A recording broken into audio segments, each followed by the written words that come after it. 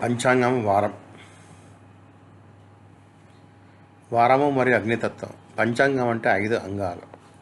ఇవి మన శరీరంలో పంచభూతాలని ప్రతిబింబిస్తాయి. వాటిలో వారం అనేది అగ్నితత్వానికి సంబంధించింది. అగ్ని అనేది మన శరీరం శక్తిని సూచిస్తుంది కాబట్టి వారం ద్వారా ఒక వ్యక్తి యొక్క ఆరోగ్యాన్ని అంచనా వేయవచ్చు. వారానికి అధిపతి కుజుడు. రాహు మరియు కేతులకు ఎటువంటి వారాలు కేటాయింపబడలేదు. కేవలం 7 గ్రహాలకు మాత్రమే వారస్వామ్యం ఉంటుంది. వారాల పేర్లు ఎలా నిర్ణయించబడ్డాయి?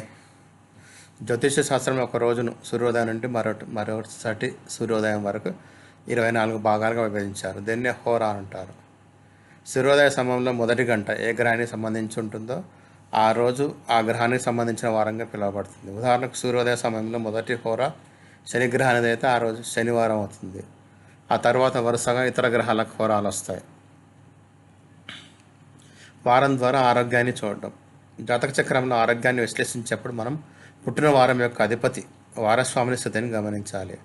అనారోగ్య సూచనలు. ఒకవేళ వారస్వామి జాతకం 6వ ఇంట్లో ఉన్నా లేదా రాహు కేతువులు శని వంటి పాపగ్రహాలతో కలిసి ఉన్నా ఆ వ్యక్తికి నిరంతరం ఆరోగ్య సమస్యలు ఉండే అవకాశం ఉంది.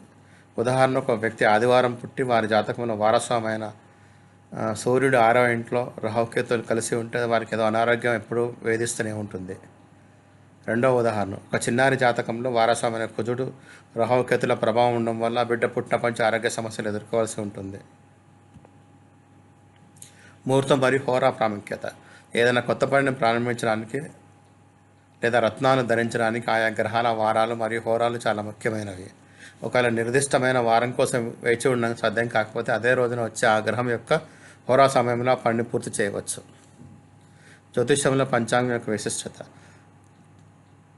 పాతకాలపు జ్యోతిష్యులు సాఫ్ట్వేర్ వాడకుండా కేవలం పంచాంగం తిథి, వారం, నక్షత్రం, కరణం, యోగం ఆధారంగా ఒక వ్యక్తి యొక్క ఆరోగ్యము, వైవాహిక జీవితం, కెరీర్ మరియు స్వభావాన్ని ఖచ్చితంగా చెప్పేవారు. కాబట్టి కేవలం లగ్నాన్ని మాత్రమే కాకుండా పంచాంగ దోషాలను కూడా పరిగణనలోకి తీసుకోవడం జ్యోతిష విశ్లేషణలో చాలా కీలకం. దయచేసి షేర్ చేయండి, సబ్స్క్రైబ్ చేయండి, లైక్ చేయండి, కామెంట్ చేయండి.